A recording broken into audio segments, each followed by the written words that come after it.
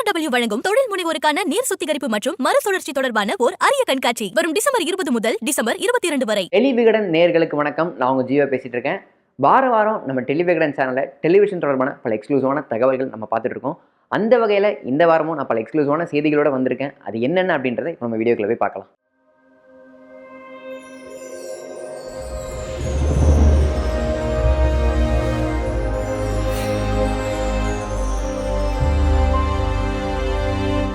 Serial actress Akila, அதாவது சமீபத்தில் இவங்களை பற்றின ஒரு வீடியோ வந்து சமூக வலைதளத்தில் ரொம்ப ட்ரால் பண்ணப்பட்டுச்சு அப்படின்னு சொல்லலாம். இந்த ட்ராலுக்கெல்லாம் பின்னாடி என்ன விஷயம் இருக்குது அப்படின்னு முழுமையாக பார்க்கும்போது, அதாவது உளுந்தூர்பேட்டையில் ஒரு ஹாஸ்பிட்டல் ஓப்பன் பண்ணுற ஃபங்க்ஷன், அந்த ஃபங்க்ஷனை ஹோஸ்ட் பண்ணுறதுக்காக அகிலா வந்திருக்காங்க. அந்த ஹாஸ்பிட்டல் திறந்து வைக்கிறதுக்காக பிசிகேவோட தலைவர் திருமாவளவனுமே வந்திருக்காரு. இந்த தருணத்தில் திருமாவளவனை வரவேற்கிற மாதிரி ஒரு உரை வந்து அகிலா கொடுத்துட்டு இருந்தாங்க.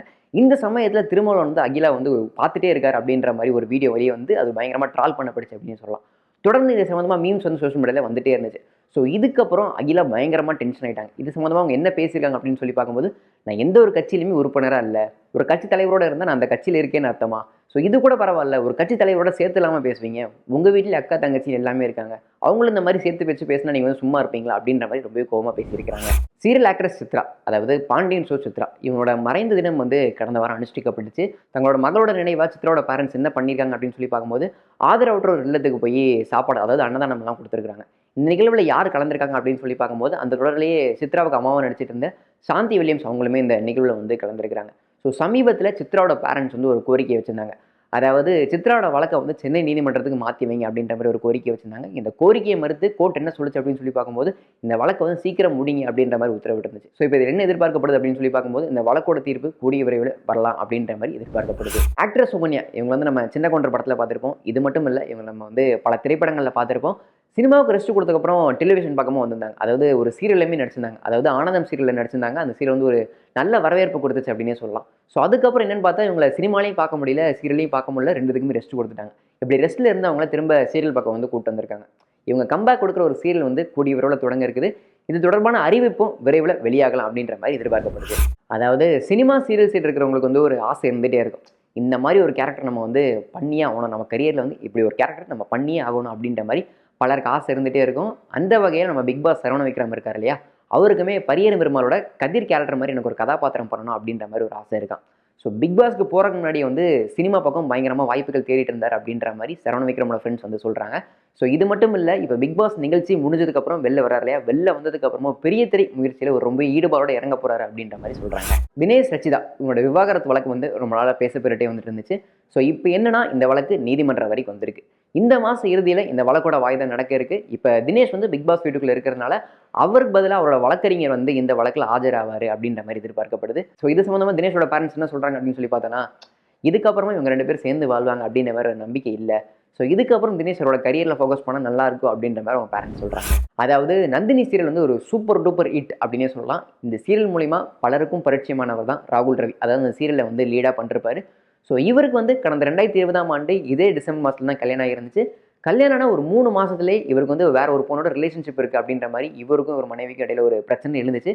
அந்த பிரச்சனை ரொம்ப தீவிரமாக ராகுல் ரவி வந்து அவரோட மனைவியை வந்து அடிச்சிட்டார். அடிச்சதுக்கப்புறம் இந்த பிரச்சனை வந்து போலீஸ் ஸ்டேஷன் வரைக்கும் போயிருச்சு. போலீஸ் ஸ்டேஷனுக்கு போனோடனே ராகுல் ரவி என்ன பண்ணார்னா, முன்ஜாமீன் வாங்கி வச்சிட்டார். ஆனால் முன்ஜாமீன் வந்து மறுக்கப்பட்டுருச்சு. ஸோ போலீஸ் வந்து இப்போ ராகுல் ரவி வந்து தேடிட்டு இருக்கிறாங்க. ராகுல் ரவி எங்கே இருக்கிறார் அப்படின்ற மாதிரி எந்த தகவலுமே தெரியல. மாஸ்டர் ஷெஃப், அதாவது இந்த நிகழ்ச்சி வந்து சன் டிவியில் ஒளிபரப்பட்டுச்சு. எப்பன்னு பார்க்கும்போது கொரோனா காலகட்டத்துக்கு முன்னாடி ஒளிபரப்பட்டுச்சு. விஜய் சேதுபதி தான் இந்த நிகழ்ச்சியை வந்து ஹோஸ்ட் பண்ணிட்டு இருந்தார். ஸோ இதுக்கப்புறம் இந்த நிகழ்ச்சியோட அடுத்த சீசன் பார்த்தீங்கன்னா எந்த அப்டேட்டுமே வெளியே வராமல் இருந்துச்சு. இப்போ இதில் என்ன அப்டேட் அப்படின்னு சொல்லி பார்க்கும்போது, மாஸ்டர் ஷெஃப் சீசன் 2 ஷூட்டிங் வந்து இப்போ வந்து பாம்பேல போய்கிட்டு இருக்கான். இதுக்கு முன்னாடி மாஸ்டர் ஷெஃபோட ஃபர்ஸ்ட் சீசனோட ஷூட்டிங் வந்து பெங்களூரில் போயிட்டு இருந்துச்சு. இப்போ சீசன் 2 ஷூட்டிங் வந்து பாம்பேல போய்கிட்டு இருக்குதான். ஸோ இது சம்பந்தமான அறிவிப்பு, அதாவது ப்ரோமோ மூலியமாக தான் இது சம்பந்தமான அறிவிப்பு வந்து வெளியிடுவாங்க. இது தொடர்பான அறிவிப்பு வந்து கூடிய விரைவில் வெளியாகும் அப்படின்ற மாதிரி எதிர்பார்க்கப்படுது. நம்ம ஷோவோட கடைசி செக்மெண்ட்டுக்கு வந்துச்சு அப்படின்னே சொல்லலாம். இப்போ நான் சொல்ல போகிற பாயிண்ட்டுக்கு சில கெஸஸ் மட்டும் நான் கொடுப்பேன். இந்த ஆன்சரோட முழுமை என்ன அப்படின்றத கீழே கமெண்ட் பாக்ஸில் கெஸ் பண்ணுங்க. அதாவது சின்ன திரை மூலமா பயங்கரமாக பிரபலமானவங்க வந்து பெரிய வீடு வரைக்கும் போயிருந்தாங்க, புரியும்னு நினைக்கிறேன். ஸோ அதுக்கப்புறம் குடும்ப பிரச்சனைகள்னால அடிக்கடி செய்தியிலே அவங்க பேர் வந்து நம்ம பார்த்துருப்போம்.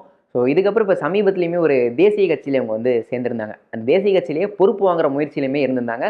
ஸோ இந்த மாதிரியான சமயத்தில் அவர் அன்னைக்கு வந்து சிலர் என்ன சொல்லியிருக்காங்க அப்படின்னு சொல்லி பார்க்கும்போது, மீடியாவில் தானே நீங்கள், உங்களை நான் வந்து சினிமா பார்க்குற இடத்துக்கு ஒரு போஸ்டிங் வாங்கி தரேன், டெல்லியில் எங்களுக்கு சில ஆளுங்கள்லாம் இருக்காங்க, சில லகரங்களை மட்டும் ரெடி பண்ணுங்க, லகரங்கள்னா புரியும்னு நினைக்கிறேன், அதை மட்டும் ரெடி பண்ணுங்க, போஸ்டிங் வாங்கிடலாம் அப்படின்ற மாதிரி சொல்லியிருக்காங்க. ஸோ இதுக்கு அந்த சின்ன திரை பிரபலம் என்ன சொல்லியிருக்காங்க அப்படின்னு சொல்லி பார்க்கும்போது என்கிட்டே வா நான் அவங்க வந்து துரத்தி விட்டுட்டேன் இருக்கே அப்படின்னு சொல்லி சொல்லியிருக்காங்க. ஸோ யார் அப்படின்றத நீங்கள் கெஸ் பண்ணியிருப்பீங்க அப்படின்னு நினைக்கிறேன். கரெக்டான ஆன்சரை கீழே கமெண்ட் பாக்ஸில் கெஸ் பண்ணுங்கள். ஸோ இது மாதிரியான டெலிவிஷன் தொடர்பான பல எக்ஸ்க்ளூசிவான தகவல்களுக்கு டெலிவிகடனை லைக் பண்ணுங்கள், ஷேர் பண்ணுங்கள், சப்ஸ்கிரைப் பண்ணுங்கள்.